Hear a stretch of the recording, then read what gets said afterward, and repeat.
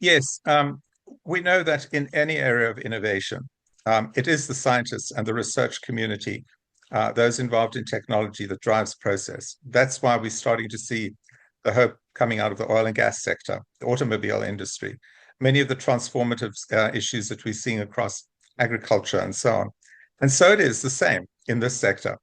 One of the big differences, though, is that the vast majority of the investment in R&D, billions of dollars, have been led by tobacco multinationals who a decade ago, or maybe even further back than that, were betting that in time, that would become a more profitable way of making business and a much healthier and sustainable way of doing it.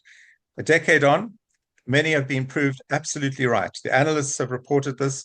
The share price reflects it.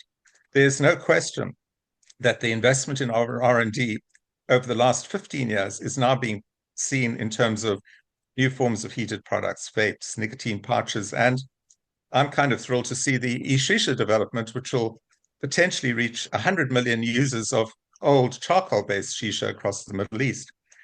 The problem, though, is that the public sector has not been able to invest in the research and development needed, particularly to end the risks and the harms.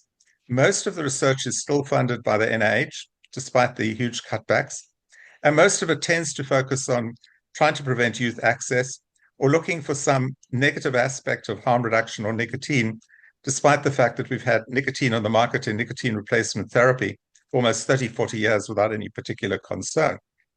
I do think, though, that while the importance of research needs to be stressed, it's not just general research. We now need to see whether the industry can come together, ideally in some way with the public sector, to put the same amount of support into low middle income countries, researchers and sciences and science capacity, if they've done so well in many of the advanced industrialized countries.